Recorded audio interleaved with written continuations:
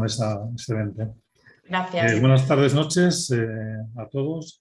Vamos con un poco de retraso, ya lo siento, pero la verdad es que la intensidad de la jornada ha sido impresionante. Diagnóstico, investigación y finalmente esta presentación del director del San Juan de Dios, que realmente me parece muy interesante porque todos los pacientes o familiares de pacientes pensamos que trabajar en red es fundamental, ¿no? Intercambiar toda la sabiduría, el conocimiento, algo que realmente es tan sencillo, pero que se hace muy poco.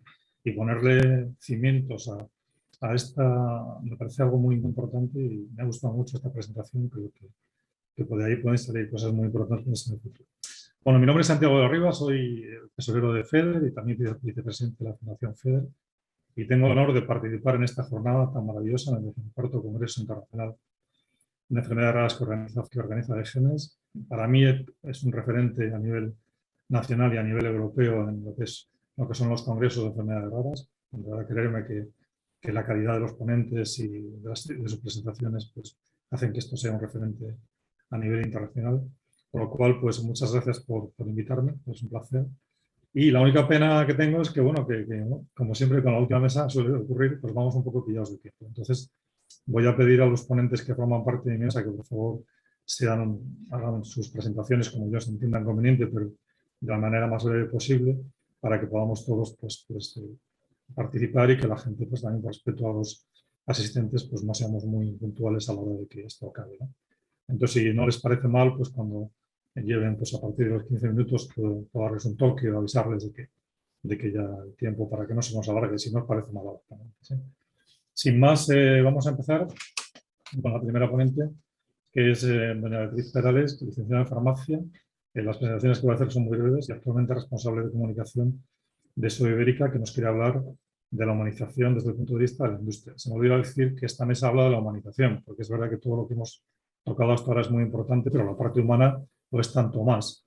Entonces, bueno, yo creo que todo lo que vamos a escuchar a partir de ahora va a ser muy, muy interesante. Beatriz, cuando quieras, tienes la palabra. No te oímos. Bueno, buenas tardes a todos.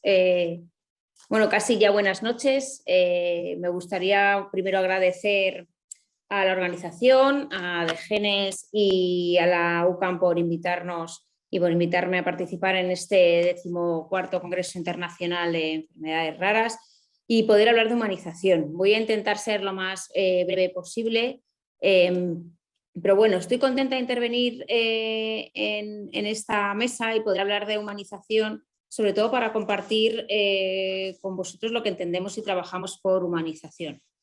La palabra humanización está muy de actualidad. Prácticamente todos los responsables políticos e institucionales relacionados con el sector sanitario la emplean en sus intervenciones. Encabeza todos los planes vinculados con los pacientes. No obstante, el quid de la cuestión es dotarla de contenido y es un poco lo que vamos a hablar en esta ponencia. Me gustaría comenzar respondiendo desde mi experiencia a la siguiente pregunta. ¿Qué significa la humanización en la atención sanitaria y farmacológica? Pues creemos que es poner por encima de todo el acento en los pacientes, en sus circunstancias personales, familiares, sociales y económicas. Y por ello, el año pasado se presentó en la Real Academia de Medicina un documento llamado Reflexiones sobre la humanización en enfermedades raras, cuyas líneas principales que salieron en ese documento se están desarrollando este año 2021 a través de debates con diversos agentes sanitarios en el marco de un proyecto que se llama Foros Acerca. ¿Por qué trabajamos en SOBI la humanización? ¿Qué ha llevado a SOBI a trabajar este área tan importante que consideramos que es la humanización? Pues aparte del compromiso, por supuesto, como compañía farmacéutica con la salud y el bienestar de los pacientes con enfermedades raras y sus familias, creemos que, bueno, a dedicarnos, SOBI es una compañía farmacéutica que dedica sus esfuerzos de investigación y desarrollo a medicamentos para enfermedades poco frecuentes y medicamentos huérfanos, pero además de esto hay un principio dentro de nuestro proyecto empresarial que consideramos prioritario.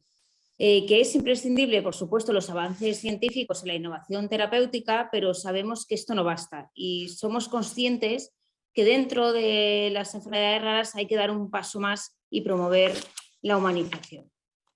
Por ello, en el documento de humanización de enfermedades raras surgió por la necesidad de trabajar estratégicamente entre todos los actores de la comunidad vinculada con las enfermedades raras. En su elaboración se recogieron todos los puntos de vista para obtener un enfoque multidisciplinar del abordaje de todas las patologías o de las patologías para enfermedades poco frecuentes.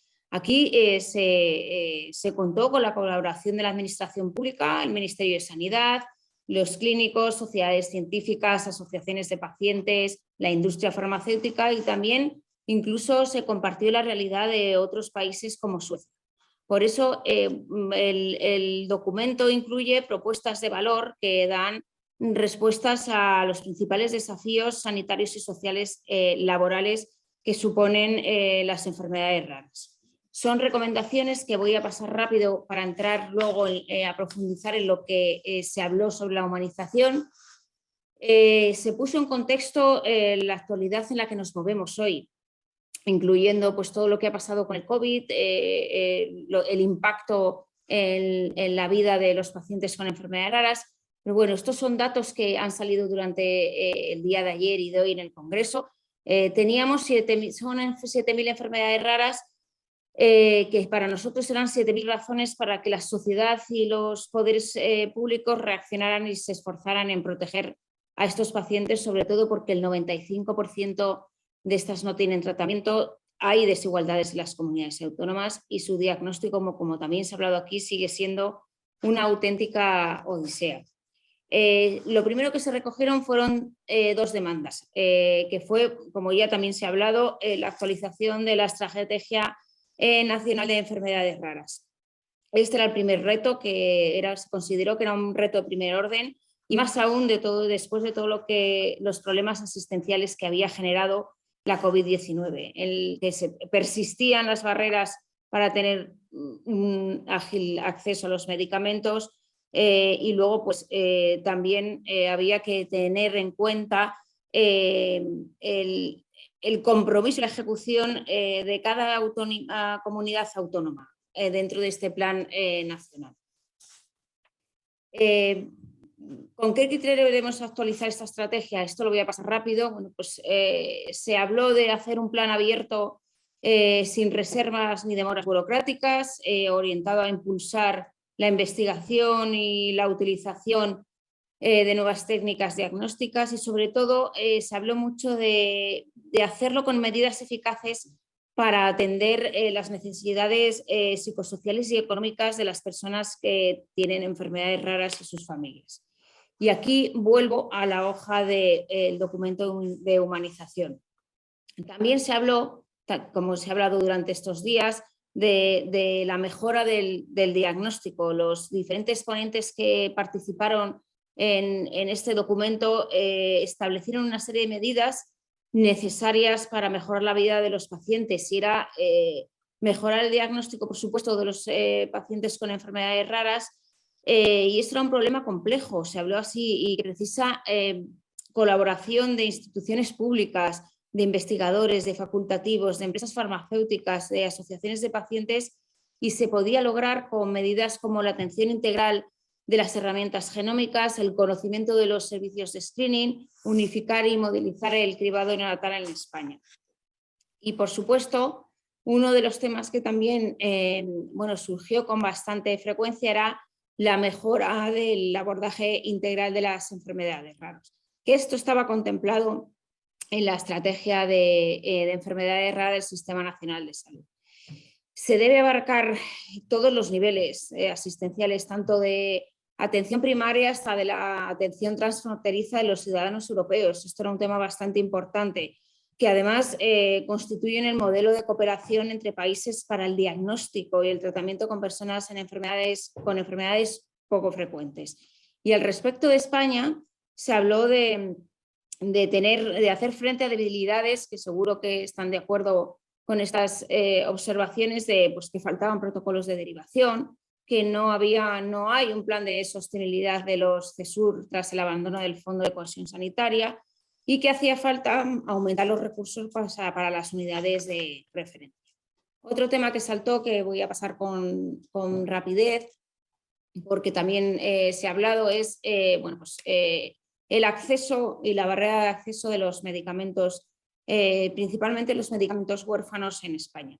Como veis, comparto cifras en el libro que se presentó en el año 2000, contenía unas cifras, pero hoy traigo las cifras actualizadas del 2021 que todavía son algo peores que las del año pasado. Y como veis, pues solo están financiados el 40% de los medicamentos huérfanos que están autorizados en Europa para su comercialización, frente al 93% que existe en otros países como Alemania o el 87% de Italia. El tiempo medio para la autorización de medicamentos huérfanos son 27 meses.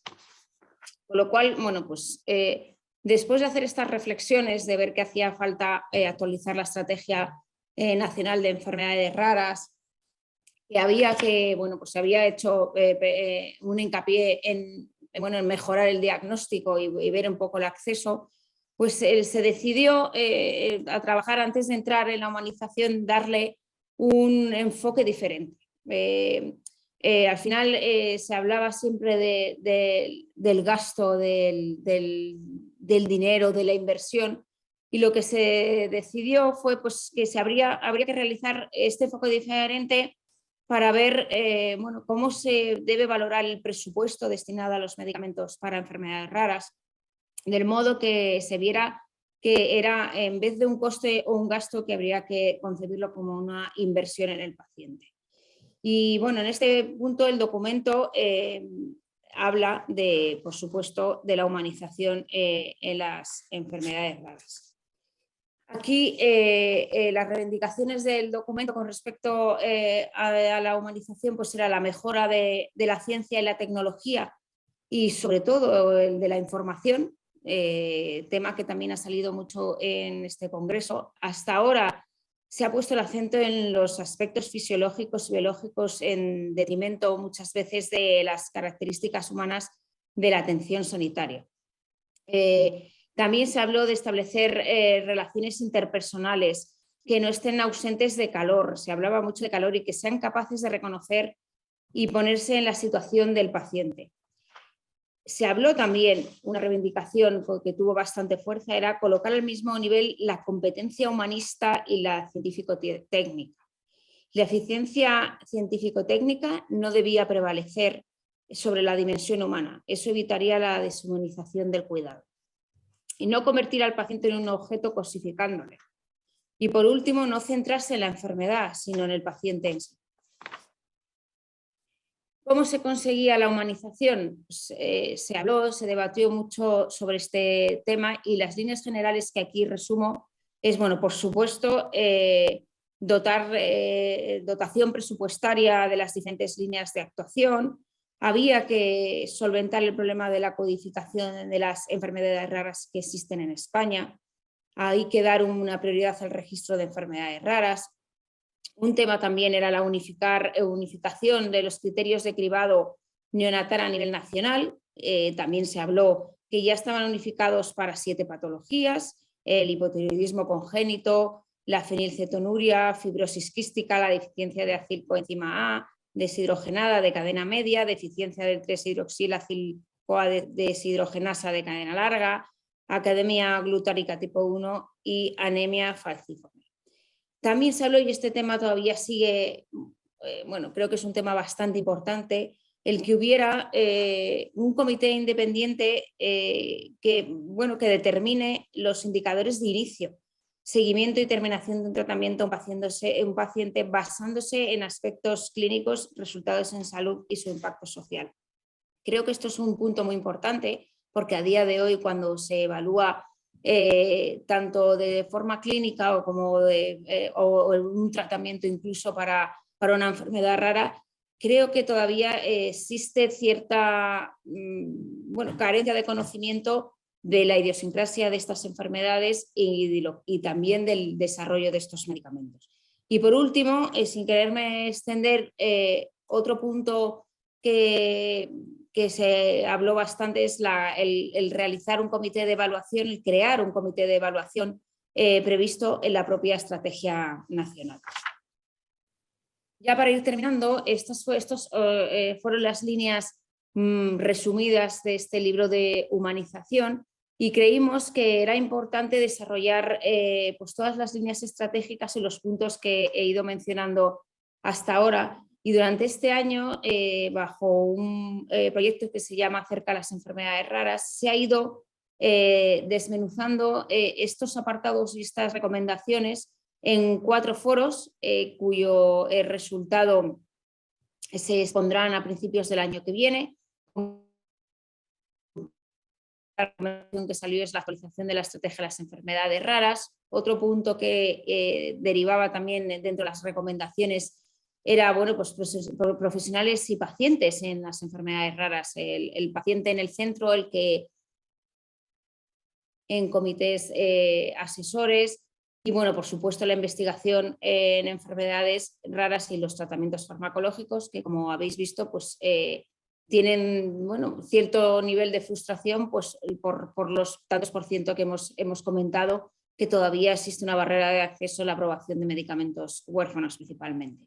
Y luego un tema muy importante que siempre sale, aunque a veces parece que se habla de soslayo, es las enfermedades raras desde la perspectiva económica.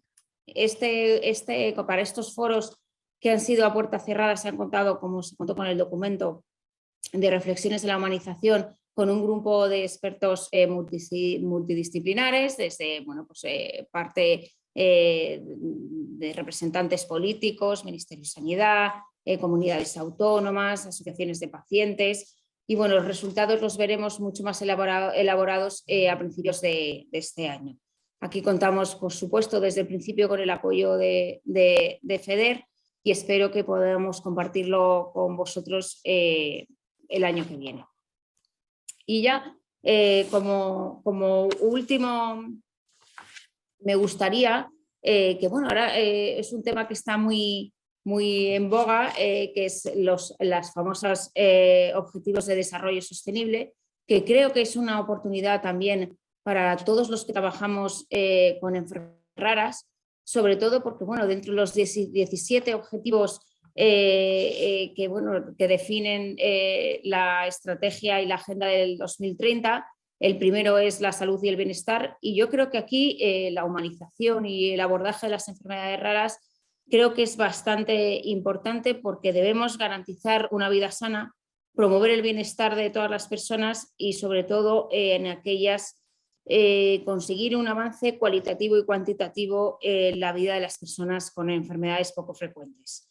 En esta misma línea, en el objetivo número 10, que es reducción de las desigualdades, pues aquí creo que podríamos tener la oportunidad de trabajar en implementar medidas eficaces para atender las necesidades psicosociales y económicas de las personas con enfermedades raras y sus familias. Y por último, un tema muy importante que creo que debemos también fomentar entre todos es las alianzas, el favorecer las alianzas, colaborar con la administración, contar con la ciudadanía, las sociedades científicas, las asociaciones de pacientes como herramientas y propulsores de la mejora de la salud y el bienestar de los pacientes. Como conclusión, desde nuestra parte, como una compañía focalizada y volcada en el desarrollo de medicamentos para enfermedades poco frecuentes, queremos hacer de la humanización un referente básico en torno al cual hemos efectuado un análisis global y multidisciplinar de la situación aquí en España y sobre todo a nivel internacional. Queremos seguir contando con el apoyo y la colaboración de distintos expertos y sobre todo con la colaboración de las asociaciones de pacientes. En esto seguiremos trabajando y me gustaría poder tener la oportunidad de hablar de estas conclusiones en el futuro. Sí me gustaría terminar y aprovechar la oportunidad de agradecer a FEDER y a su equipo el respaldo que nos han venido dando y sobre todo, de nuevo, gracias a la organización por contar con nosotros para participar en este congreso y poder seguir luchando y potenciando la humanización dentro de las enfermedades raras. Muchas gracias. Gracias a ti, Beatriz. Ha sido una presentación muy interesante y has tocado algunos puntos que, como dices tú, serían motivo de un debate intenso, ¿no? Como la desigualdad entre comunidades autónomas, el por qué no se financian todos los medicamentos que están aprobados por la EMA. Y bueno, es una frase que me has pasado de soslayo, pero que me ha gustado mucho, que es mejor no concentrarse en la enfermedad, sino en el paciente, cosa que no siempre se hace. Muchas gracias y además también por ajustarte a tu tiempo. Y sin más dilación vamos a pasar a la siguiente ponente, Florencia Braga. Hola Florencia, por la luz que veo detrás de ti, creo que que es de día, con lo cual estás en Buenos Aires o en Argentina, cosa que me da una envidia tremenda, porque aquí es de noche, yo estoy en León, en el norte de España, hace un frío que te mueres. Y entonces, bueno, acá hace calorcito y es la tarde. Es una linda tarde de primavera. Pues nada, bienvenida, muchísimas gracias por participar en este congreso.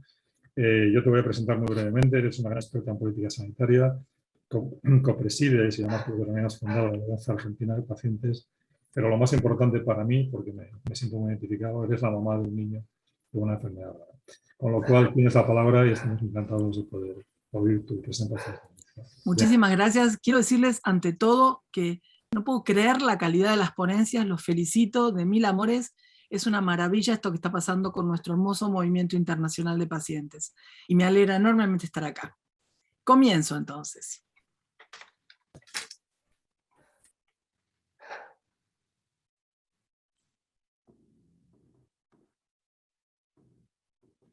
No se oye, Florencia. No se oye. Igual eso que quieres, que no se oiga. No, sí, quiero que se oiga. No se oye, no se oye. No se oyó. Dale más fuerte. No se oyó, perdón, sé por qué no se oyó. No se oyó porque estaba con los auriculares. Igual mi intención era dar un susto. Yo quería hacer... Ahora sí. Porque esta es la sensación que tiene un médico, esta cosa de, ¿y ahora con qué se va a venir esta loca? Cuando entra un paciente experto en la consulta. Qué pena que no sé yo, porque yo lo que quería era hacer una entrada así con mucho efecto. Imagínense, esto es Latinoamérica, esta es una caja que usan las indias collas para cantar, para tocar. Entonces yo lo que quería era hacer un tum y que dijeran, esta tipa va a hablar de cualquier desastre, ¿para qué la habremos invitado? ¿Qué locura? ¿En qué nos hemos metido? Porque realmente creo que tenemos que hablar, a la hora de hablar de humanizar la atención médica, del susto del médico en relación a nosotros. A veces nosotros conocemos nuestra propia experiencia exclusivamente, y si queremos modificar el sistema tenemos que entender qué padece cada uno de los actores. Si me permiten, voy a compartir pantalla y voy a entrar en mi... perdón, esto tiene que venir acá. Ok. Díganme si ven bien. ¿Se ve bien? Se ve perfecto, Juanza, se ve perfecto. Yo soy Flor Braga, mamá de Felipe. Felipe tiene una enfermedad rara, Felipe tiene Stargardt, una enfermedad degenerativa de la vista, y nosotros con Carolina Oliveto hemos armado ALAPA, la Alianza Argentina de Pacientes, y vamos por más porque la idea es trabajar en toda Latinoamérica. ¿Qué somos? Cuando nosotros sentimos esto de, bueno, ¿cómo nos presentamos profesionalmente? Esta cosa de que yo quiero entrar y tocar el tambor para decirles que yo no saco de mí todo lo que soy cuando entro a la consulta. Soy latinoamericana, me gusta tocar la caja, pero ¿qué somos nosotros, estos pacientes expertos? Bueno, somos los pacientes y sus familiares organizados internacionalmente para aportar inteligencia y conocimiento. Yo quiero decirles que la cuestión de la deshumanización no es reciente, se siente que desde mediados del siglo pasado a esta fecha estamos asistiendo a este fenómeno creciente en que los pacientes perciben y denuncian la deshumanización de la medicina. Y diciendo esto nos referimos a una atención que se vuelve más despersonalizada, no está centrada en el paciente de una manera integral, sino en ser eficiente respecto de algunos objetivos muy concretos. Y nosotros llamamos deshumanización al proceso mediante el cual los individuos son despojados de las características humanas, de su valoración ética. Pero para hablar de esto vamos a remontarnos a los comienzos del siglo XX, cuando comienza esta escisión entre humanismo y ciencia. Fíjense ustedes que el concepto de humanismo, de humanizar, o casi de ser humano de alguna manera, empieza en el Renacimiento, cuando en el siglo XIV, en Italia, el humanismo surge como una reacción al pensamiento medieval, cambiando el teocentrismo. O sea, en vez de ser Dios el centro de la vida del ser humano, el antropocentrismo implica que el ser humano está en el centro de toda la actividad. Consideramos que el humanismo es una corriente de pensamiento, de valoración, una forma de ver la realidad, una cosmogonía, hacia donde se tienen que orientar las acciones. Pero el siglo XIX, que había heredado del humanismo y de la Ilustración una enorme confianza en el individuo y en la razón, en los procesos científicos, en las formas en las que las personas pensaban, hace crisis en algún momento. Y estos avances científicos y tecnológicos que hacían suponer que se venía un mundo placentero, próspero, saludable, con justicia para todos, con salud, y que había una voluntad dirigida a un maravilloso destino, hace crisis, entre otras cosas, cuando el ser humano descubre como el lado B, el lado oscuro de la luna, en relación a algunas cuestiones que implica la ciencia en su colapso, que concretamente tiene que ver esto con lo que pasa en la Segunda Guerra Mundial, cuando la experimentación, inclusive las bombas atómicas, dejan el lugar de la ciencia asociada. O sea, Marie Curie ya no era una maravilla que cuidaba a la humanidad, sino que era una persona que había permitido que volaran niños por el aire en Hiroshima.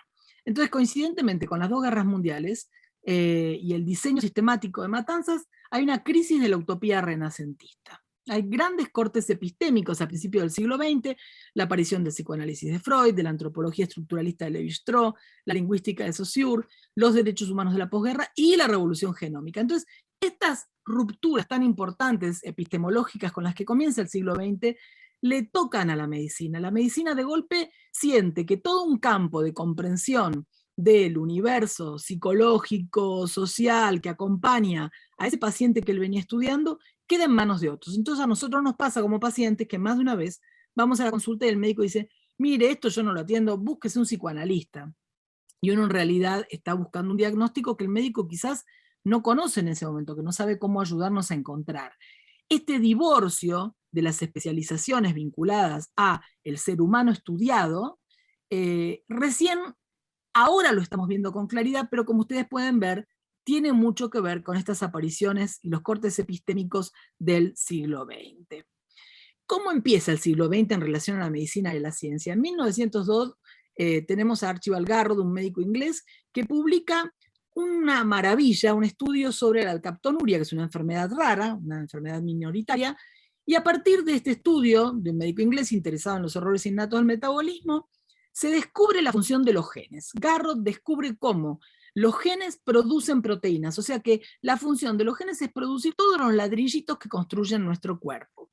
A esto muchas veces le llamamos, desde nuestra práctica, metáfora Garrod, a cómo un descubrimiento, una enfermedad minoritaria puede servirle a toda la historia de la ciencia. Lo vemos, por ejemplo, con la amiloidosis, que estudiando la amiloidosis, que es una enfermedad rara, se han descubierto cosas útiles para tratar enfermedades muy prevalentes como el Alzheimer, ¿no? Pero el siglo XX comienza con esta marca fundacional, que es el origen de la medicina de precisión, el origen de la medicina apogenómica, un médico investigador.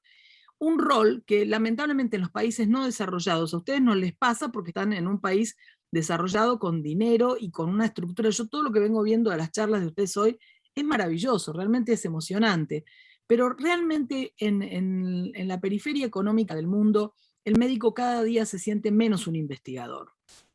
Y esto va a ir en dirección a algo a lo que quiero llegar, que es la soledad del médico. Concretamente, el origen de la medicina apogenómica que propone este médico investigador, un médico interesado en el paciente todavía, no implicaba separarse de la actividad humana, afectiva, emocional del médico.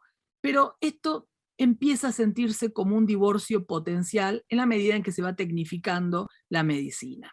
Entonces nosotros tenemos que, por un lado, el discurso modelo social de la discapacidad, que es el que dice que la discapacidad en realidad no está en la persona, sino que está en lo social, que las discapacidades son barreras externas, se separa cada vez más del discurso médico hegemónico, como si no pudiera haber otro discurso médico que no fuera el biomédico, el de la hegemonía del reduccionismo biologicista.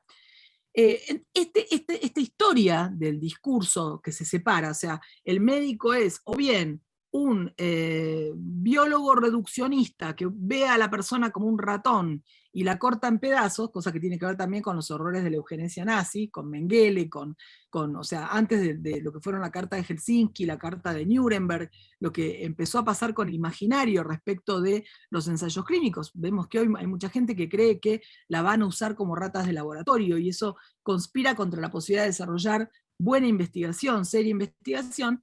Eso es algo que está flotando. Hasta ahora estoy nombrando cosas que flotan, hay una flotancia en la conciencia de estos contenidos, una flotancia en torno a el lugar, el rol del médico, el rol de la ciencia, el desprestigio que tiene la palabra enfermedad. Ustedes ven que hay mucha gente que tiene, por ejemplo, un chico con síndrome de Down y dice, mi hijo con síndrome de Down no tiene una patología, no tiene una enfermedad, no contagia, tiene una condición, es diverso, es neurodiverso.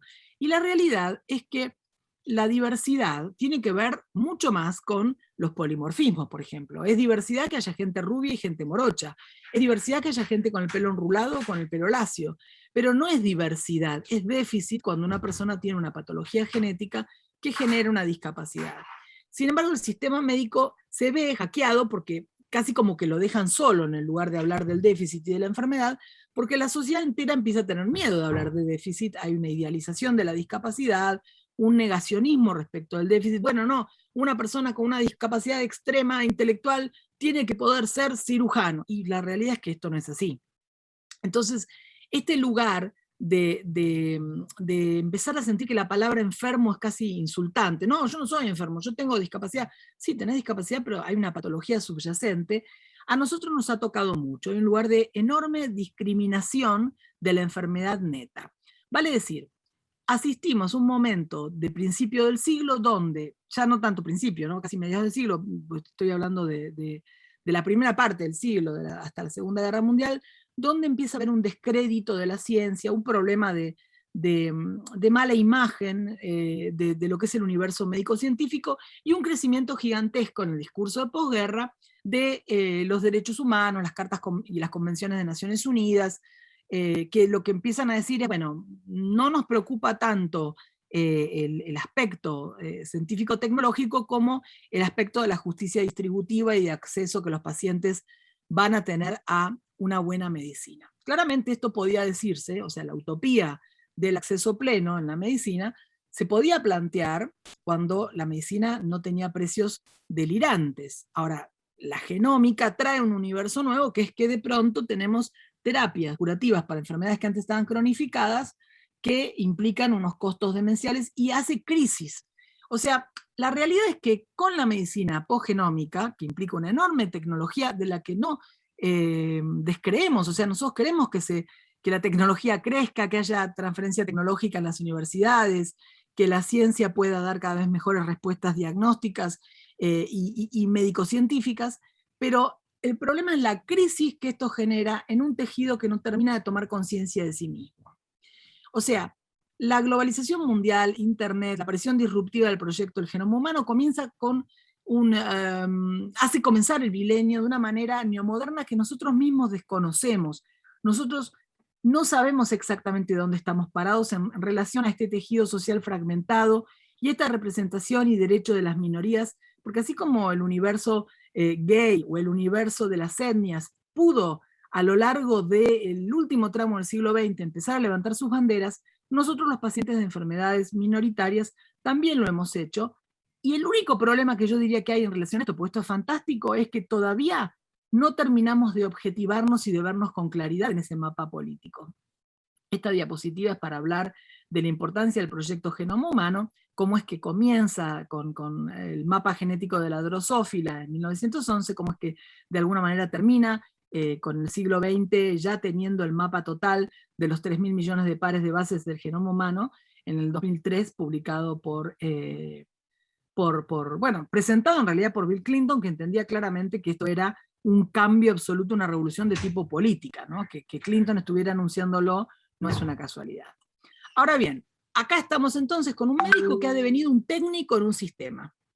Y acá voy a citar a un español, a José de Letamendi Manjarres, que decía: el que solo sabe de medicina, ni medicina sabe. Y voy a citar a una argentina contemporánea mía, a quien quiero mucho, que es Carolina Oliveto, psicóloga que trabaja en ALAPA y que es la cofundadora de ALAPA, mi compañera, las dos somos directoras de ALAPA, que una cosa que plantea siempre es, todos sabemos que un saludo, una sonrisa, una mirada del médico, un acá le dejo mi celular, llámame si tiene alguna duda, pueden generar una atención completamente diferente aunque la consulta sea corta.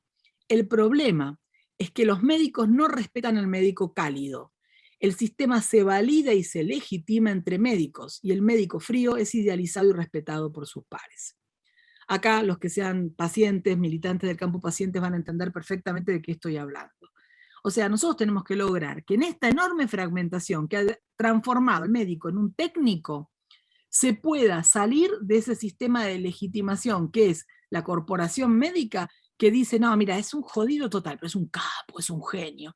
Y revisar que sí es posible ser un excelente científico, un excelente investigador y, no obstante eso, ser una persona cálida, humana, emocionalmente apta para tratar a un congénere que la está pasando mal. Y esto les quiero decir, ustedes fíjense que las doctoras que estuvieron hablando en la mesa anterior, que eran personas de una calidad intelectual absolutamente, no sé, impactante, eran gente cálida, eran gente cálida. Este personaje, el médico frío, idealizado, respetado por sus pares, no es una realidad inobjetable que, bueno, si el tipo es un genio, tiene que ser un loco de miércoles. Fíjense que en general el médico investigador es enormemente más cálido que el médico burócrata, que a veces el médico burócrata no tiene otra que volverse burócrata porque el médico está solo. En países como el nuestro, donde realmente es muy complicado, los sistemas de salud están totalmente monetizados y dirigidos a la ganancia, y no hay una actividad primordial en relación a diseñar este sistema de salud pensando en la mejor atención, sino en meter no sé cuántos pacientes por minuto. Este médico que hizo su juramento hipocrático, que en algún momento entendió esto, y que en la cultura de las residencias médicas aprende a distanciarse del paciente, cosa que es lógica porque ustedes habrán visto miles de veces lo que dicen los soldados, que en la guerra para poder trabajar, lo dicen esas palabras, en esos términos, trabajar, o sea, matar, tenían que poder reducir al otro a nada. O sea, en la guerra de Vietnam no se hablaba de las personas que mataban, sino de los comis, de Charlie, una cosa que estaba ahí a la que había que arrasar. Y esto es una estrategia común a todas las personas que tienen que tener un trato muy cotidiano con lo más duro y sórdido de la muerte, porque la muerte nos asusta a todos. Entonces, este médico que está solo y que está agotado y estresado y alienado en la tecnología, a veces tiene que reducirnos a nosotros, los pacientes, en algo que pueda manejar, y ese algo que pueda manejar es un objeto, lamentablemente, y contra esto tenemos que trabajar. Actualmente la parafernalia tecnológica y las dudas con relación a la muerte han generado y legitimado abusos y omnipotencia de algunos profesionales. La obstinación terapéutica de prolongar la vida a cualquier costo y vencer la muerte, la aceptación y la comprensión de la muerte serían partes integrantes del objetivo principal de la medicina, la búsqueda de la salud. O sea, el tema de cómo trabajamos respecto del lugar de la muerte, el lugar social en el imaginario de la muerte, es algo que el estudiante de medicina tiene que poder tratar a lo largo de su carrera y hoy no lo hace. Entendemos que la eutanasia ocupa un lugar muy importante en los medios porque es una cuestión que en tanto reclama adecuaciones legales, es noticia qué pasa con la ley de eutanasia en diferentes países. La ortotanasia sabemos que es el morir en el tiempo justo, o sea, bueno, esta persona ya está en su momento de morir, pero tenemos dos situaciones, que son la distanasia, que es esto que decía más acá arriba Pesini, de la prolongación delirante de la vida de una persona, no importa cómo, o sea, trabajando como si el único sentido de la vida fuera la supervivencia sin más, y la mistanasia, que es el abandono, la muerte por falta de atención, que es nuestro problema más grave, sobre todo en países de la periferia, en países pobres, pero en todas partes, por lo que vemos hablando con pacientes de todo el mundo. El problema de la mistanasia es un problema no tratado, y es qué pasa cuando la atención no es la necesaria, la suficiente, la buena. Fíjense ustedes que una cosa que sucede enormemente es que cuando nosotros hablamos de mistanasia nos pasa muchas veces que los médicos ni siquiera saben de qué estamos hablando, de lo que significaría estar muriendo por abandono. Y es un lugar en el que el mismo médico a veces se transforma en el que discrimina. Nuestro problema más grave tiene un caso, no puedo no contarles muy brevemente. Laura Fernández fue una paciente con acondroplasia, con enanismo, que nosotros hemos querido muchísimo, por la que luchamos mucho, trabajamos mucho, que sufrió discriminación por parte de los mismos médicos. Se reían de que Laura era enana, y realmente no hemos tenido en ningún lugar espacio para poder alojar nuestra demanda, nuestra denuncia. Laura estuvo 5 años internada en diferentes hospitales sin que se viera por qué estaba internada, y lo único que ella necesitaba era que se cumpliera con la ley de discapacidad y tener una casa adaptada. Como no había una casa adaptada, le iban pasando de hospital en hospital. Esto llegó a un nivel tal que en un momento dado, en una de las internaciones, se contagió COVID y se murió de COVID. La pandemia nos ha significado, en relación a las personas de nuestro colectivo con enfermedades raras y con discapacidad, muchas sorpresas respecto de cómo ustedes en Europa lo han vivido con la cuestión, porque tuvieron el primer impacto. Nosotros, cuando nos llegó la pandemia, ya estábamos en situación de haber podido tener respiradores para todos. Eso es una ventaja de nuestro país en muchos aspectos. Desde la salud y las leyes es bastante inclusivo, y no tuvimos la necesidad de elegir a quién darle el respirador, pero Europa se vio, con todas las convenciones que tiene firmadas a favor de los derechos de las personas con discapacidad, se vio en la situación de que en el triage médico, los médicos tuvieron que elegir a quién darle el respirador y se lo dieron al quien más tenía posibilidades de supervivencia, lo cual es lógico, pero fíjense cómo todas las cartas bien intencionadas de derechos humanos se cayeron. Entonces, este tema de la mistanasia y de la amenaza de mistanasia en situaciones críticos sociales, como es una pandemia, es algo que creemos que tenemos que tratar. Muy bien, las categorías establecidas por Rogers en relación a la humanización de la salud, ustedes las saben porque son las que están en las cartas de derechos del enfermo: respeto de los puntos de vista del paciente, consideración de cada una de sus opiniones en la toma de decisiones respecto a la salud. Esto jamás se cumple, por lo menos en Latinoamérica vemos que eso no existe. El atender el bienestar psicológico del paciente, no, lo que sucede habitualmente es que se lo, casi como culpabilizándolo, se le dice que debe tener un problema psicológico inherente a su situación o su condición. Si tenés un cáncer y estás deprimido, bueno, arreglate vos con quien puedas. Recordar que el paciente es único e individual, tratar al paciente en su contexto familiar y ambiente social y físico, poseer buenas cualidades de comunicación y para escuchar, algo fundamental que queremos que se ponga dentro de lo que es la currícula de formación médica. El médico tiene que ser un buen retórico y un buen escuchante. Proporcionar confidencialidad y confianza, demostrar calidez y compasión y ser empático. Bueno, estas categorías realmente son pocas las veces que uno puede decir que se cumplen, y nosotros cada vez que encontramos un médico muy cálido, muy inteligente, porque en general son tipos muy cálidos, los inteligentes son los más cálidos, lo agarramos, lo atesoramos, lo protegemos, decimos quédate cerca, te queremos de asesor. Estas son todas las declaraciones internacionales de bioética que, como ustedes verán, nacen claramente después de la Segunda Guerra Mundial, 1947 el Código de Nuremberg, y de ahí en adelante hasta ahora seguimos creciendo. Pero acá la cuestión es que hay aspectos en los que los derechos de los pacientes no están siendo considerados. Si ustedes ven que hoy en clinicaltrial.gov hay 600 terapias génicas que están a punto de salir al mercado. 600 que están en fase 2 y fase 3, o sea que ya están superando la bioseguridad y la eficacia, la fase de bioseguridad que es la 1 y la 2 de la eficacia. Por lo tanto, vamos a tener un mercado bombardeado, gracias a Dios, de maravillosas oportunidades de terapia. Pero si hoy, con 2 terapias génicas aprobadas en la Argentina, tenemos un problema de acceso absoluto, imagínense la inequidad que va a significar estas 600 terapias cuando entren al mercado. Hay 4.966 ensayos clínicos para terapias génicas en la FDA, y el número crece día a día, por suerte, estamos felices. Yo quiero que salga una terapia génica para mi hijo, pero me preocupo pensando en aquel chico que tenga la misma enfermedad de mi hijo y que no tenga ninguna posibilidad de hacer un acceso equitativo, un acceso real a estos tratamientos, de tenerlo. Los exomas son inaccesibles para el paciente, la ley hoy no determina su cobertura. O sea, económicamente, y porque el diseño del panel de secuenciación requiere de una excelente formación semiológica clínica, necesitamos que se revolucione el sistema de salud. Los tratamientos empiezan a existir, pero sin diagnóstico no podemos recibirlos, y a veces tampoco podemos recibirlos, aún teniendo el diagnóstico, por la cuestión del acceso carísimo, ¿no? O sea, les recuerdo a todos que el artículo 25 de la Convención de los Derechos de las Personas con Discapacidad garantiza el acceso a la mejor salud en plaza. Esto no se cumple jamás. El acceso a la salud para las personas con discapacidad es una utopía. Bueno, el problema es que... Perdona que te moleste, si pudiéramos ir... cerrando. Sí. Muy rápido. Una Sí. cosa que nos preocupa enormemente es cómo las agencias de evaluación de tecnologías sanitarias están creciendo en el imaginario de la gente, como si eso fuera garantía de equidad, y no lo es, porque en gran medida también determinan elegir a quién se le va a dar los tratamientos. Ustedes saben que en Inglaterra, más de 70 años una persona quizás no recibe diálisis.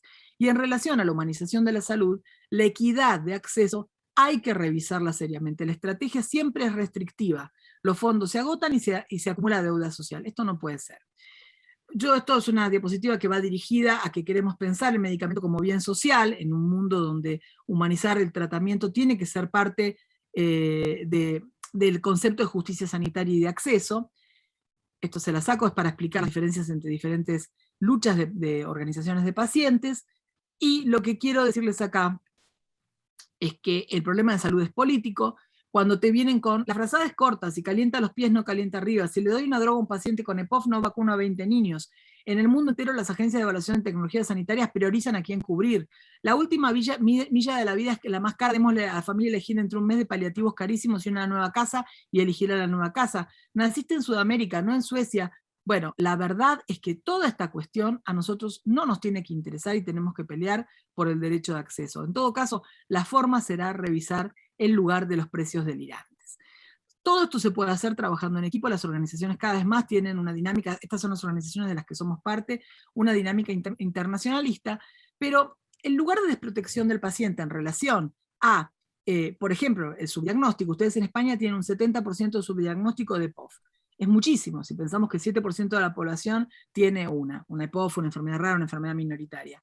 Pero en ese sentido, imagínense ustedes lo que significa en Latinoamérica, con nuestro crisol de razas, con la cultura que todavía admite mucho lugar de hechicería, castigo divino, etc., y con la tremenda dificultad de acceso regional por una geografía tremendamente reportada. Pero bueno, la cuestión es que la medicina de mayor precisión, la medicina de precisión, donde el N es igual a 1, reclama de verdad salir de un escenario en el que, esto se los voy a pasar, esto tiene que ver con la brecha que está significando la educación en medicina de precisión en el mundo va en esta dirección. Nosotros en nuestro país no tenemos eso porque la pobreza hace que la educación también baje, y esta brecha educativa también hace que estos médicos nuestros estén cada vez más alejados. O sea, nosotros no tenemos chicos hoy interesados en estudiar ciencias, cada vez hay menos. Están pensando permanentemente en ganar plata y necesitamos científicos con una formación que queremos que cambie. Básicamente estamos trabajando en el diseño de las currículas universitarias de formación de los médicos, queriendo que esta humanización y democratización del acceso y de las prácticas en torno a medicina translacional y este combate contra la burocracia se enseñe, se vea desde la carrera universitaria. O sea, la medicina de precisión reclama de una consideración de la realidad biopsicosocial del paciente y tenemos que salir del reduccionismo del modelo biomédico. Eso es posible si se elastiza la incorporación de actores en el sistema. El sistema científico es muy rígido para incorporar nuevos actores. Eso ustedes lo saben, eso pasa en todas partes del mundo. O sea, hay terror, pánico a que entre el falso médico, la práctica de medicina ilegal. Entonces hay una rigidización del modelo en relación a que entren nuevos actores que nosotros necesitamos combatir. Finalmente, ¿qué aprendimos? Y en ese sentido la oportunidad post-COVID ha sido muy rica. Que necesitamos humanizar la salud, que necesitamos educar a los médicos y dotarlos de recursos afectivo-emocionales de contención al paciente, que no necesiten enfriarse y sentir que lo que tienen adelante es una cama, un número de camas, sino una persona para poder volver a su casa y ser felices. Porque hoy realmente los médicos te dicen, alienados como estamos, para poder volver a mi casa y no perder mi relación y mi vínculo con mis hijos, yo tengo que sentir que ese paciente es casi una cosa. Bueno, ayudemos a que las horas de trabajo del médico estén protegidas y que la formación del médico esté dirigida a no perder ese contacto afectivo emocional. Modernizar la educación médica y el sistema de salud, federalizarlo, invertir, salir de la fragmentación, de la ineficacia de servicios. El celular del doctor es una herramienta de trabajo. ¿Por qué digo esto? El médico siente que es una invasión y te dice, no, yo no le doy mi teléfono celular a nadie. Ustedes no saben lo que es para un paciente que tiene miedo la posibilidad de tener el teléfono, por ahí no usarlo. Sugerimos que los médicos tengan 2 celulares, uno para sus contactos de siempre, sus familiares, sus amigos, etc. Pero es utilísima la herramienta del celular del doctor, que manden por escrito rápido el paciente que le diga si tiene una emergencia y que el médico, en caso de que este paciente se esté muriendo verdaderamente, vea qué cosa hace, si lo deriva o qué, pero por favor entendamos que hay que perderle el miedo al paciente. El paciente hoy es víctima de bullying social, realmente, y el sistema es un actor primordial en la construcción de valores a favor o en contra del bullying. Entonces, como el bullying enferma a toda la sociedad, entendamos que es salud ofrecerle un lugar para alojarlo. Desde lo más personal, la medicina de precisión tiene que venir de la mano de un celular del doctor, un número con el que el paciente pueda hacer contacto. Fíjense que en las enfermedades raras es tan poquito el número de médicos que entienden de nuestro tema que lo lamento muchísimo, pero no se le puede pedir a una persona que vaya a una guardia de cualquier hospital cuando piensa que su hijo se está muriendo con una enfermedad que no conoce casi nadie. Bueno, para esto necesitamos sumar las patas que hagan falta en la construcción. Lo siento muchísimo, te tengo que cortar, Termino. Tienes que acabar la presentación. Te lo pido, por favor. Los pacientes tienen que estar presentes en el diseño del sistema, necesitamos compromiso político, y acá esto, la medicina no se equivoca nunca, Raúl. Rubén, dice el paciente. Bueno, a veces algunos sabemos el nombre del paciente. Médicos, déjense ayudar por nosotros. Muchísimas gracias. No, gracias a ti, perdona, la verdad que no sabes lo que me duele tener que decirte que por favor, perdón si me extiendo, siempre me extiendo y siempre soy un problema. Gracias. No, realmente a mí me ha encantado y además dices cosas que honestamente a mí me encantaría decir, pero a veces, pues bueno, por ser políticamente correctos aquí no las decimos, pero son verdades como puños, ¿no? Y muchísimas gracias. Sí, la verdad es que me ha gustado y de hecho, si no te importa, contactaremos contigo porque algunas cosas de las que yo te las voy a plagiar directamente. Por favor, plagiémonos todos. Y el precio de los medicamentos, que es un tema que, claro, yo no sé cómo se puede humanizar todo esto con precios de medicamentos de 2 millones de dólares por paciente y año, ¿no? En fin, acá vamos a tener que ponerle presión a las farmas para que entiendan esta situación y a los gobiernos para que se sientan con las farmas a negociar mejor y para que desarrollen desde las universidades transferencia tecnológica validante. Tenemos que cambiar el sistema entero. Gracias. Pero sí que gracias a ti, Flor, ha sido genial. Bueno, sin más dilación voy a pasar a los siguientes ponentes y pido perdón a todo el mundo por la demora porque es muy complicado cortar a un ponente que pone tanta pasión en lo que dice y como lo dice, lo bien que lo dice. Me siento incomodísimo en esto, pero bueno. Voy a presentar a los compañeros Francisco Sardón y Miriam Arnau. Bueno, Francisco es el presidente de la Plataforma Estatal de Personas con Discapacidad Física y Miriam, que ya lo estoy viendo por allí, porque a Francisco no le veo, es la directora del área de autonomía de la misma plataforma. Yo me imagino que Francisco por el apellido es de Valladolid, se va cerca de mi tierra, ¿no? Sí. Sí, porque este apellido es muy pucelano. Y Miriam, yo no sé de dónde eres, pero me lo vas a decir enseguida. ¿Tú de dónde eres? ¿De dónde eres? Yo soy de Sevilla, pero el apellido es vasco, Arnaiz. Sí. Muy bien. Pues nada, no sé cómo vais a hacer la presentación, porque me han dicho que los dos vais a participar, pues sí. Claro, es que, bueno, Francisco Sardón no ha podido estar, ¿vale? Así que, vale. Exacto, lo excuso, ha tenido un viaje urgente que no ha podido delegar y el tren además se ha retrasado y bueno, traslado de su parte, que para él hubiera sido un placer estar, pero bueno, voy a estar yo en su lugar. Genial, ¿vale? Representando a Predif. Pues nada, Miriam, cuando quieras y por favor, sí que no se demore mucho para que podamos... No, voy a intentar ser lo más escueta, porque bueno, la primera que estoy cansada también soy yo, así que nada, bueno, pues lo primero yo que quiero así muy brevemente es agradeceros, ¿no? A la Asociación de Genes la invitación y la organización de este tan necesario, interesantísimo congreso y además también poder compartir el espacio, ¿no? Con tanto talento y tantos profesionales como acaban de dar sus ponencias, ¿no? Yo estoy realmente asombrada. Además, también a mí, si me lo permitís, es un tema que me toca a nivel personal, ya que yo también tengo una discapacidad que está catalogada dentro de las enfermedades raras.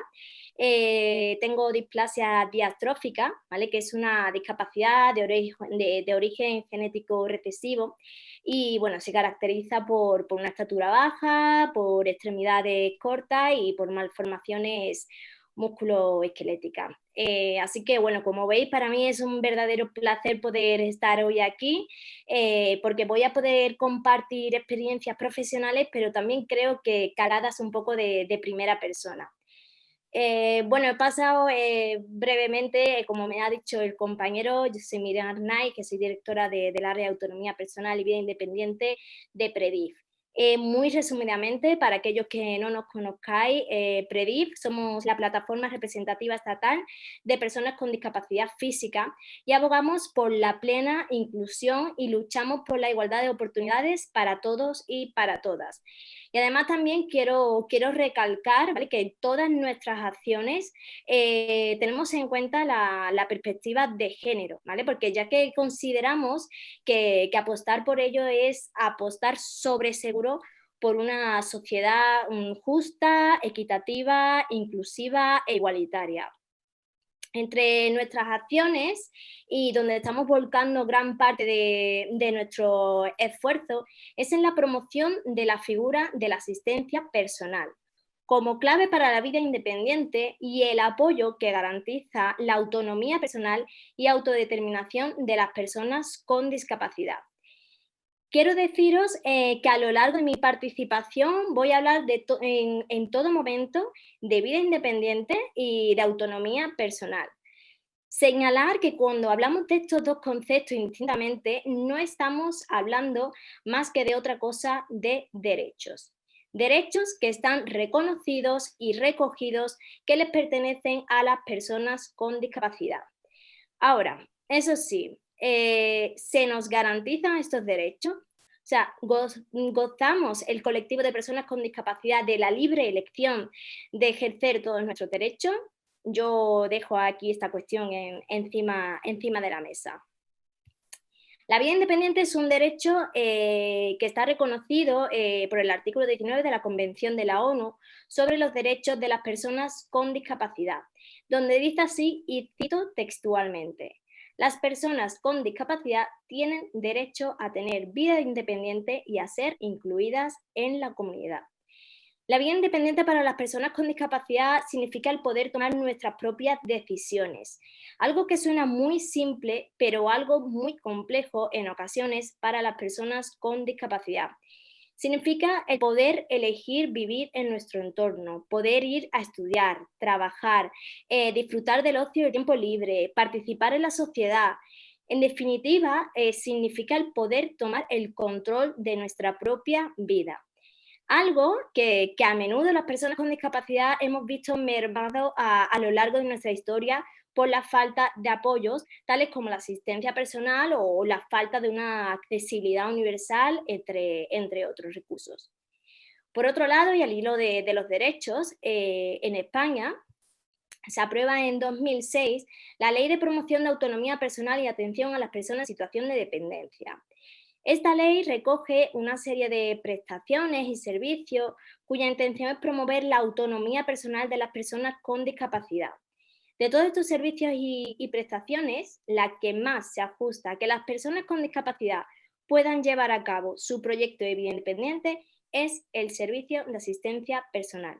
Figura que además me gustaría añadir el matiz que nace del propio colectivo de personas con discapacidad, de las demandas de las personas con discapacidad y dentro del movimiento de vida independiente que se inició en los años 60, finales de los 70 en Estados Unidos.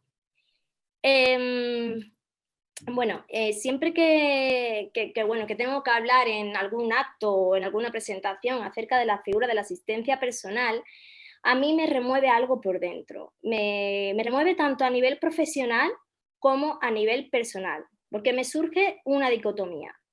Porque por un lado hablo del apoyo, la prestación, que sin duda es la más inclusiva, la que crea comunidad y la que verdaderamente promueve la autonomía personal, la vida independiente y la que humaniza a las personas con discapacidad. Pero por otro lado, y lamentablemente, también tenemos que ser conscientes de la situación actual por la que atraviesa la asistencia personal en nuestro país. La falta de implantación de esta figura en España. Pero vamos a ponernos en situación, ¿vale? Porque estoy aquí hablando de asistencia personal, pero ¿de qué estamos hablando cuando hablamos de asistencia personal?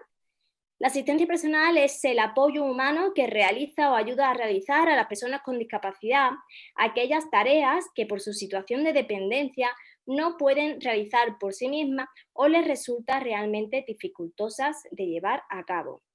Esto va a otorgar a las personas con discapacidad independencia y autonomía. La mayoría de las personas con discapacidad en general vivimos sujetas a terceras decisiones, o bien decisiones que son tomadas dentro del núcleo familiar, o bien decisiones que te vienen impuestas por un equipo multidisciplinar dentro de una institución. Así lo refleja, ¿vale? Hay datos estadísticos de ello, porque así lo reflejan los datos publicados por el INSERSO el pasado 30 de septiembre de 2021, donde el 31,1% del total de personas que tienen reconocida una prestación económica o servicio dentro del catálogo del Sistema para la Autonomía y Atención a la Dependencia son perceptoras de la prestación por cuidados en el entorno familiar. Y casi el 36% lo son de otros servicios meramente institucionalizadores. En contraposición, tenemos el alarmante dato de que tan solo el 0,56% lo son de la prestación económica de asistencia personal. Son datos que reflejan que aún existe mucho desconocimiento acerca de esta figura, o bien porque no hay información, o bien porque en muchísimas ocasiones las propias administraciones públicas no la promueven. Aquí, si me permitís, voy a meter una coletilla personal muy rápidamente. Como he dicho anteriormente, yo soy de Sevilla y antes de venirme a trabajar a Madrid hice un máster en Psicología General Sanitaria en la Universidad de Granada. Pues bien, cuando iba a hacer el traslado de ciudad, fui a los servicios sociales a solicitar información acerca de qué prestaciones, servicios podía acceder y cuál de ellos sería el más adecuado para mi etapa fuera de casa en Granada. Y nada, yo en ese momento estaba recibiendo la prestación económica por cuidar el entorno familiar y dentro de todas las alternativas que me ofrecieron no me mencionaron la asistencia personal. Y como he dicho anteriormente, es un derecho que viene recogido por ley. Yo no conocía la asistencia personal, pero si no me la dan a conocer, evidentemente tampoco puedo acceder a ella. Y así, como veis, entramos en un bucle y estamos en, como se dice coloquialmente, en una pescadilla que se muerde la cola.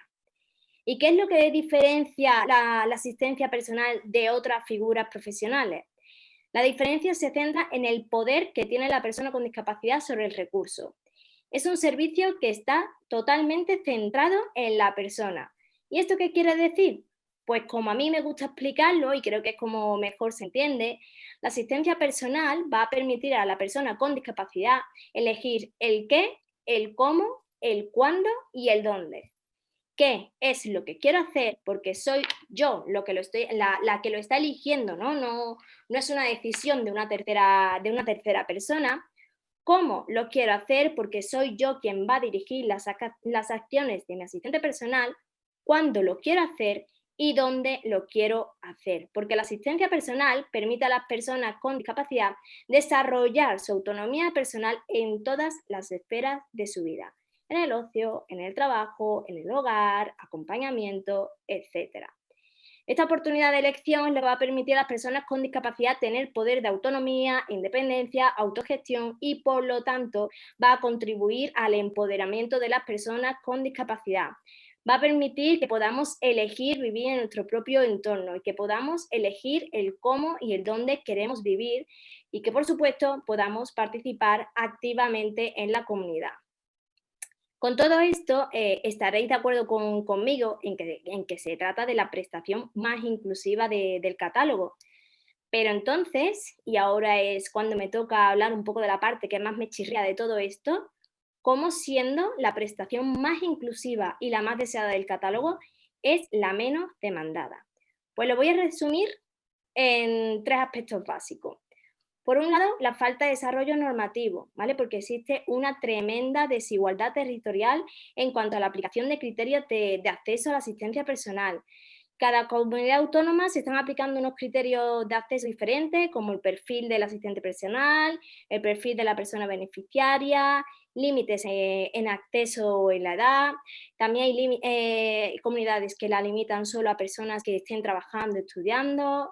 O sea, no existe una regulación a nivel estatal de la figura y esto hace que lamentablemente la figura de la asistencia personal no termine de despegar. Aquí cabe destacar que tanto desde PREDIF y el movimiento asociativo Defendemos que cualquier persona con discapacidad, independientemente de su discapacidad, de su situación, de su estado evolutivo, de su edad, del lugar en el que viva, tiene derecho a tener un proyecto de vida independiente. Porque el tener derecho a tomar nuestras propias decisiones y tener un proyecto de vida independiente es preservar nuestra dignidad intrínseca como personas. Otro aspecto que queda por definir es el de la formación y cualificación profesional que debe tener un asistente personal. Ahí existe muchísimo debate.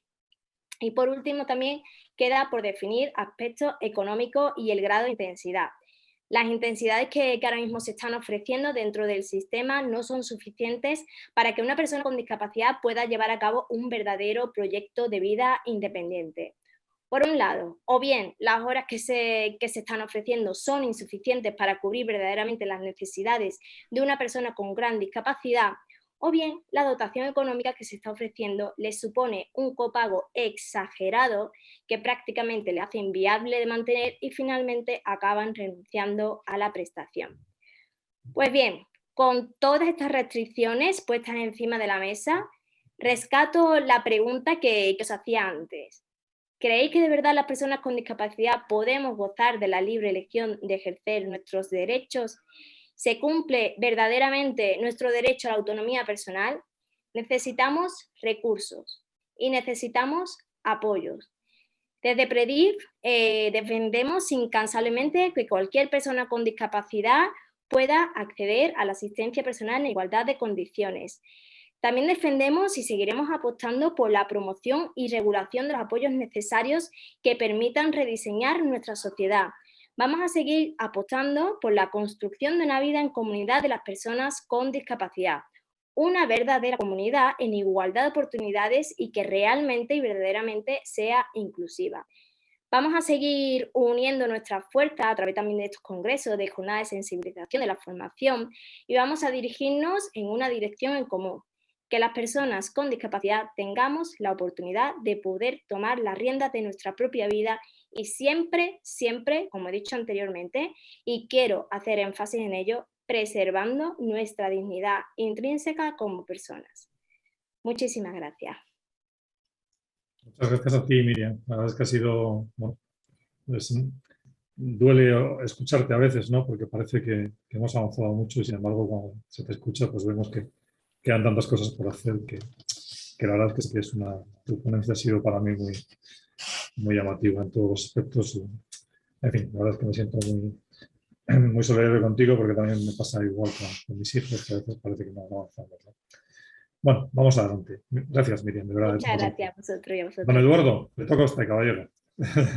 Bueno, voy a presentar a Eduardo, especialista en psicología, nació en Argentina, pero desde 1998 creo que trabajas aquí ya con varias entidades del tercer sector y por solo mencionar algunas, como Síndrome X Frágil, Cornelia de Lange, Red y Prader-Willi, por ejemplo, entre otros, ¿no?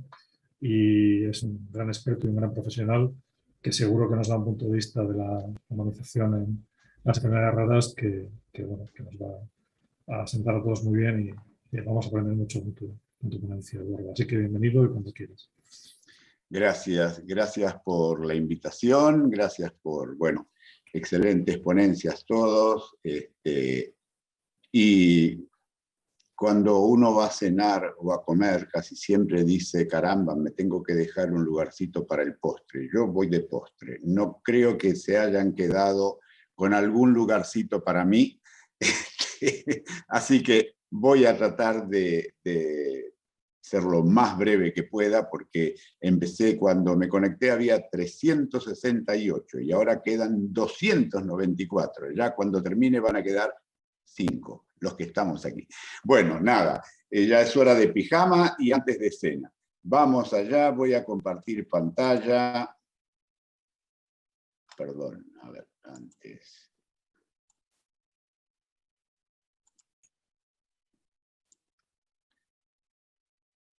Muy bien. Sí, ya se ve, ¿no? Ya está bien. Eduardo, sí. Ok. Se ve pantalla completa, ¿no? Perfecto, sí. Bueno, sí, bueno, mi trayectoria profesional es vinculado a un montón de asociaciones donde he aprendido muchísimo. Sobre todo he aprendido en una mano un poco de psicología y sobre todo humanización, porque la gran pregunta es ¿cómo puede ser que hablemos de humanización? Pero ¿a quiénes se atiende? ¿A marcianos? Digo, ¿esto qué es? Pero bueno, por suerte, estamos reenfocando, y eso creo que nos va a llevar al equilibrio, avances científicos, técnicos y el ser humano en el eje y en el centro, tal como mi paisana Florencia, que te vi con una botella y no te vi con esto, te vi con una botella de un refresco. Bueno, voy a avanzar. Que tiene fiebre la pobre. Aquí hay una serie de datos que he recogido en genérico, porque yo voy a hablar de la persona que cuida a una persona con una enfermedad poco frecuente o rara. ¿Por qué hablo de esto? Al final lo vais a entender, porque en realidad aquí estoy como, digamos así, como representante del Colegio de Psicología de Cataluña y del Grupo de Psicología y Discapacidad que coordino. Y luego al final voy a tratar de explicaros por qué estoy aquí. Vamos. Aquí he traído una serie de señales rojas respecto a la realidad de las personas que cuidan. Es un poco fuera de época y un poco antigua estos datos. No voy a entrar en el detalle porque soy postre y voy a tratar de ser muy sintético, pero lo que nos dicen aquí lo voy a recabar, lo voy a recoger después. Porque esta diapositiva que se refiere a personas cuidadoras de personas de la tercera edad.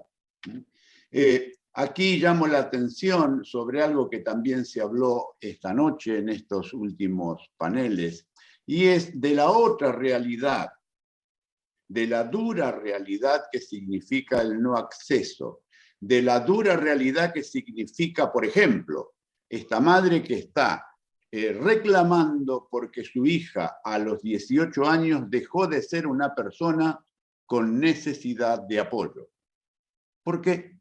Porque hay un Real Decreto que habla de que solo los menores afectados por un cáncer o una enfermedad grave tienen derecho a ser cuidados, porque esta madre, que antes tenía un apoyo económico por su tarea de cuidadora, tiene que dejar a los 18 años a su hija en manos de quién.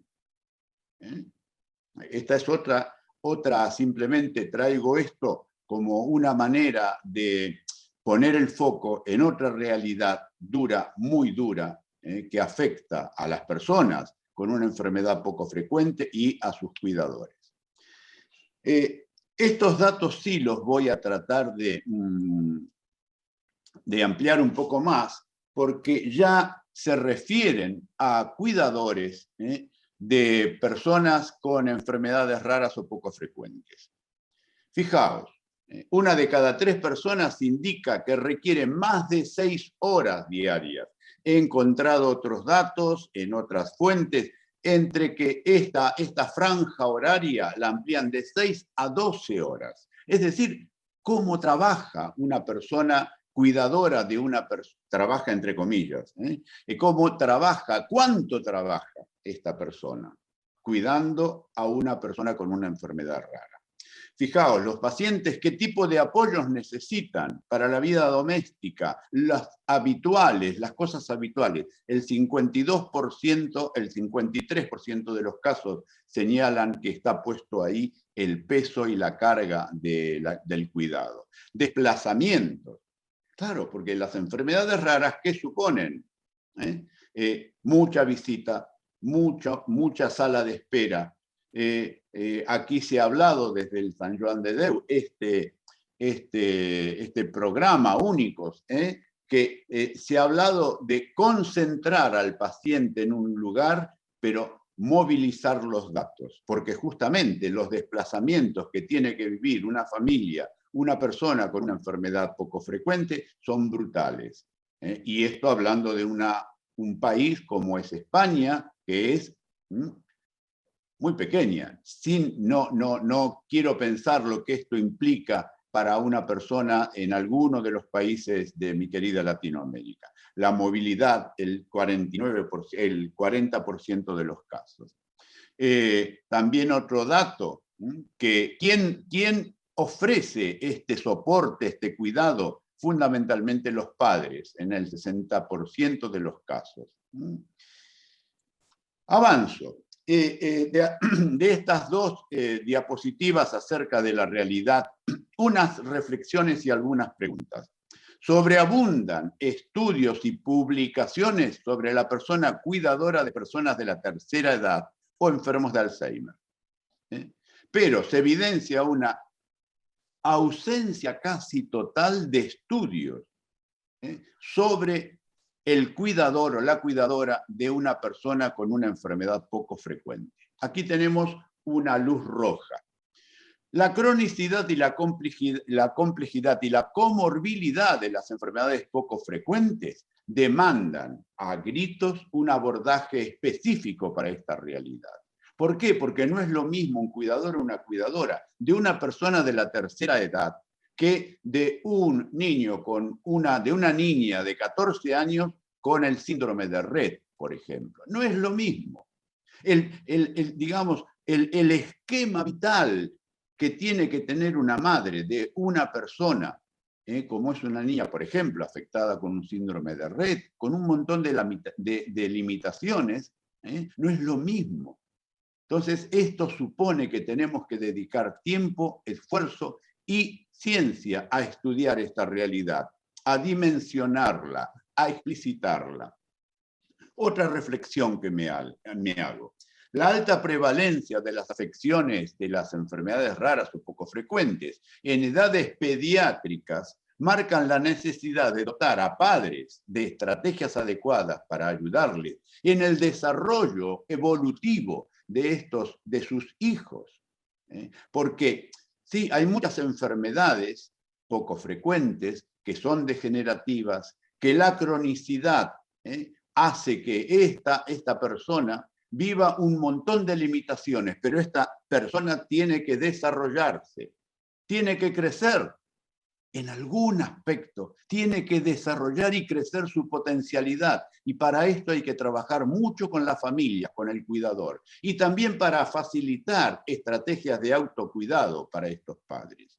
La tarea educativa y social hace que la mujer sea casi exclusiva en el cuidado de una persona con discapacidad, con una enfermedad rara. Y entonces, también se dijo aquí, lo dijo recién nuestra compañera Miriam, lo señaló con una fuerza y una claridad meridiana, diciendo que toda acción educativa que tienda a la igualdad, a la equiparación de responsabilidades y funciones, está sin lugar a dudas redundando y favoreciendo una mejor calidad de vida de las personas con una enfermedad poco frecuente.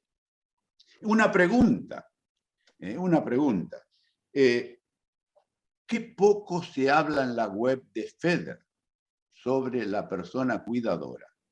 Y dado que un altísimo grado, un gran porcentaje de personas con una enfermedad rara son grandes dependientes que necesitan del apoyo y el cuidado de un cuidador o una cuidadora. Es una pregunta. Es una pregunta porque, por ejemplo, los datos que presenté de la web de FEDER están, por así decir, incluidos en temas de trabajo, en temas de necesidad de apoyo, pero creo, es una propuesta, es una reflexión a mi querido Juan Carrión, con quien ayer estuvimos también en otro Zoom, y a todo el equipo de excelentes profesionales. Es una propuesta, una idea, que digo, pero ¿y aquí cómo es que falta el foco sobre esta realidad? Que es la otra cara de la moneda de las enfermedades raras. Y por fin, una última reflexión que hago Claro, mientras llegan los resultados, las conquistas, las posibilidades que nos otorga el avance científico, el avance de las investigaciones en la cura de las enfermedades raras, ¿qué hacemos? ¿Qué nos queda? Lo único que nos queda es el factor humano. Y es allí porque justamente mi paisana Florencia, con esa vehemencia y claridad y esa fuerza con que lo mostraba, por ejemplo, los 8 criterios de Carl Rogers, que centran en la persona. ¿Qué nos queda? El factor humano. Y el factor humano, si hablamos de enfermedades raras, un pilar es la persona que cuida. Y ahí nos vamos a concentrar. Puntos que creo que son necesarios centrarse en cuando abordamos la temática de la persona que cuida, del cuidador, de la persona cuidadora. Las creencias limitantes. Casi siempre una persona cuidadora, nosotros los psicólogos tenemos que combatir, por así decir, una primera creencia limitante, que no puedo descansar porque me siento egoísta. El concepto moral que traemos, que se nos ha metido en la cabeza del egoísmo. No, preservarte y cuidarte, descansar no es egoísmo, es tener la maquinaria en funcionamiento.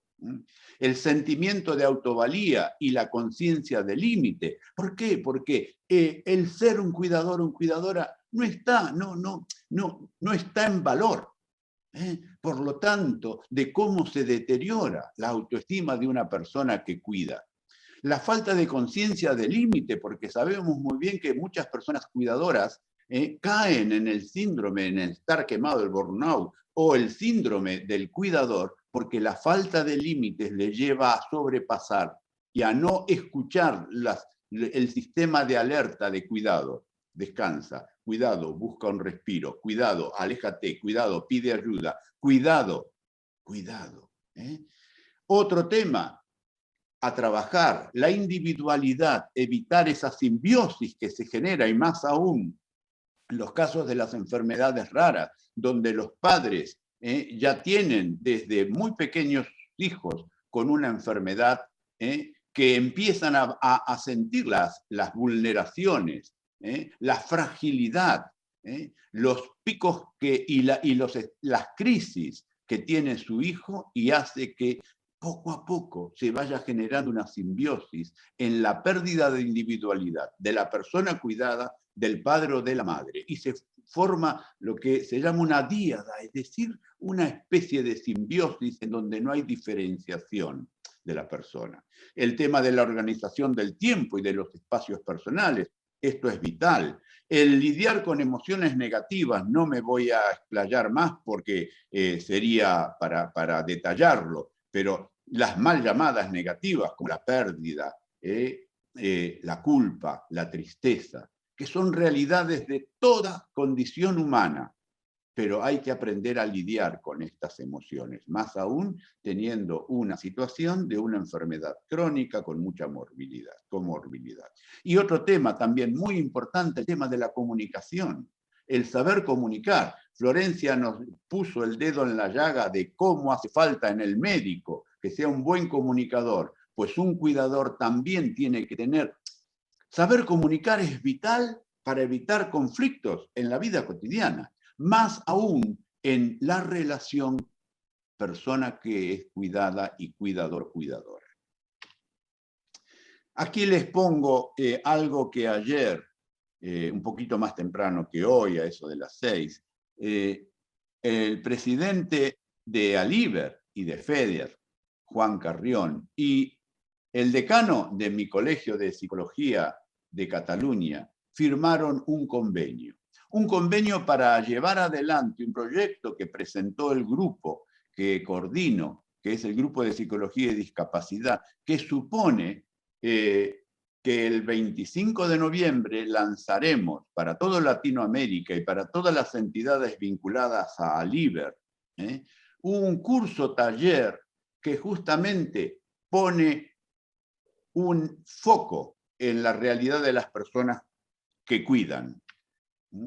Porque, en definitiva, lo que hemos hecho es sumar voluntades, una sinergia que se genera entre el Colegio de Psicología y Aliber.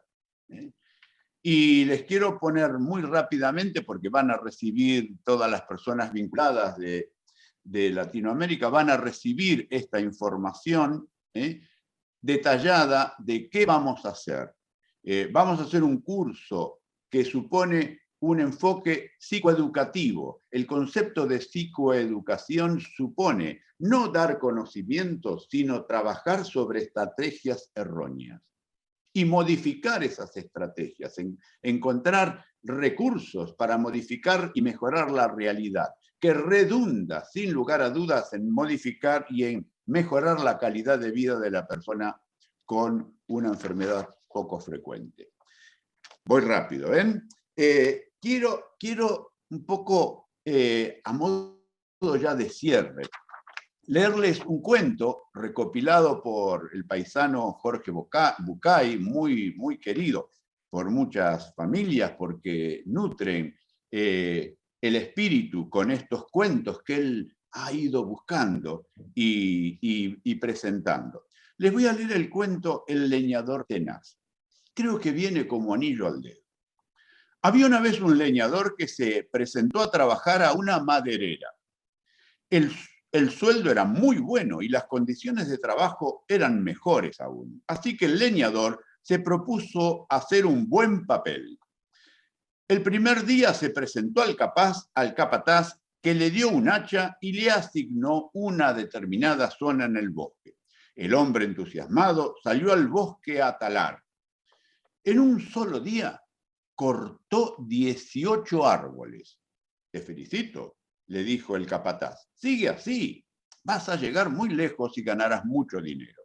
Animado por las palabras del capataz, el leñador se decidió a mejorar su propio trabajo al día siguiente. Así que esa noche se acostó bien temprano. A la mañana siguiente se levantó antes que nadie y se fue al bosque. Allí empezó con todo su empeño, pero no consiguió cortar más que 15 árboles. Debo estar cansado, pensó, y decidió acostarse con la puesta del sol. Al amanecer, se levantó decidido a batir su marca de 18 árboles. Sin embargo, ese día no llegó ni a la mitad. Al día siguiente fueron 7, luego 5, y el último día estuvo toda la tarde tratando de talar su segundo árbol.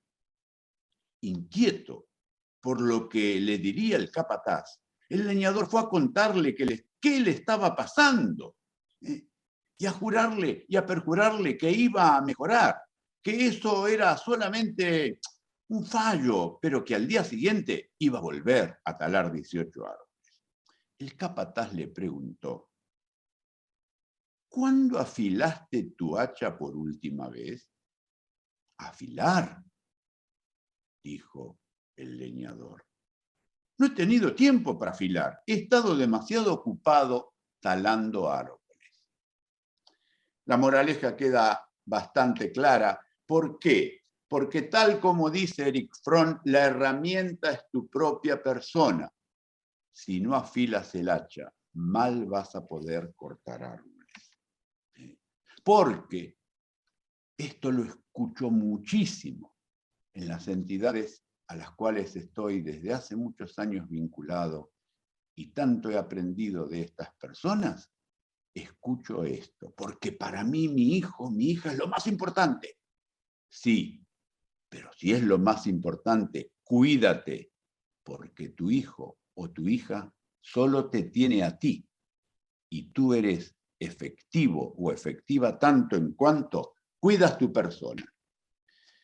Mañana, 5 de noviembre, se celebra el Día Internacional de las Personas Cuidadoras. Desde aquí, mi cariño, mi aprecio y mi reconocimiento. A cuidarse mucho, cuidadores. Muchas gracias. Gracias a ti, Eduardo. La verdad es que, mira, te está aplaudiendo Flor, pero no la oyes porque está en silencio. y yo también te aplaudo porque la verdad es que nos has emocionado. Yo casi se me escapaban hasta las lágrimas con el cuento que acabas de contar. Enhorabuena, una presentación deliciosa Gracias. y muy sentido.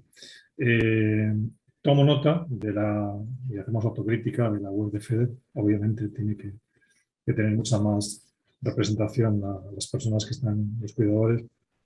Y también me ha gustado mucho que destaques el papel de la mujer en el mundo de los cuidadores, de las mamás, porque realmente son las grandes sacrificadas en las familias, las mamás de los niños con enfermedades raras. Yo me imagino que Flor también tú estarás de acuerdo. Abre el micrófono si quieres, Flor. Porque realmente muchas veces hablamos de las familias, pero por lo menos aquí en España las mamás son las grandes sacrificadas, tienen que hacer unas concesiones tremendas en su trabajo, en todo, para poder cuidar a los niños. Así que desde aquí aplaudo esa mención que haces y un reconocimiento para todas las mamás que tienen que cuidar de sus familiares.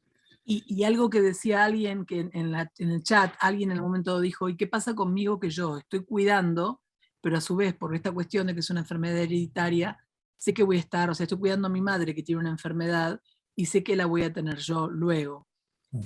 Pocas veces se ve como en nuestro ámbito las enormes, es como que fluye de una manera, va pasando de mano en mano todo el tiempo la responsabilidad de la tarea de cuidarnos, pero si no entendemos, a mí me pareció alucinante, el cuento del leñador es formidable. Sí, porque se olvida afilar la herramienta y sin embargo se centra en... Entonces, bueno, yo creo que ha sido una moraleja maravillosa. Bueno, pero tenemos que lograr esa red que nos abrace a todos para poder producir con más libertad y felicidad ese cuidado que estamos desesperadamente necesitando. Es maravilloso lo que han Miriam dicho. y Beatriz se han tenido que desconectar porque no podían seguir en el sitio donde estaban y nos han pedido disculpas. Vamos a dar por concluido esto, incluso sin preguntas, porque es muy tarde. Eduardo, tampoco has perdido tantos oyentes, siguen 256 ahí. Sí, no. Con lo cual, te felicito porque realmente, a pesar de la hora que es, has hecho igual que Flore, por cierto, igual que todos los ponentes de esta mesa, me siento muy orgulloso de haber moderado esta mesa, habéis sido unos magníficos ponentes. Y ha sido además con mucho sentimiento, porque es un tema que realmente provoca esto, ¿no? Sensaciones y sentimientos muy profundos. Oye, muchas gracias. Y a todos los que estáis ahí detrás, que no os veo, pero os siento en todo el corazón. Mañana os quiero ver a las 4 de la tarde porque hay una mesa que me parece fundamental, la importancia del mundo asociativo en el abordaje de las enfermedades raras. Tanto Flor como Eduardo saben de la importancia que tenemos los pacientes aquí. No podemos seguir siendo figuras pasivas, esperando que papá Estado, me da igual que sea argentino que español, lo solucione todo. Tenemos que hacer aquí un ejercicio absoluto de empoderamiento para que realmente pues los pacientes se sientan representados por nosotros, por los líderes, como tú bien decías, Flor. Así que, por favor, mañana aquí todos a las 4 para que la mesa esta es apasionante. Muchísimas gracias. También disculpas por la demora en el tiempo. Y bueno, pues ha sido fantástico, para mí una experiencia maravillosa. ¿Puedo decir algo más? Mi compatriota dijo algo maravilloso, dijo, ¿qué hacemos hablando de humanizar lo que es evidente? Sí, estamos tratando con humanos. Esto es que nosotros somos, porque somos un exabrupto el mundo de las enfermedades poco frecuentes, pero también venimos a traer luz a muchas causas que están socialmente olvidadas. La salud en general de las prevalentes también tiene problemas y el mundo, señores, necesita que estemos todos dispuestos a modificar todo aquello que haga falta en relación a que seamos más felices. Así humanizar el mundo. ¿Puedo? Claro, por Dios. Hay un legado, un regalo, una transferencia de conocimiento y de vivencia que las personas que viven con una enfermedad poco frecuente han de hacer al resto de sus congéneres. Y es, ¿qué nos ha pasado el año pasado? Toda la humanidad viviendo el día a día.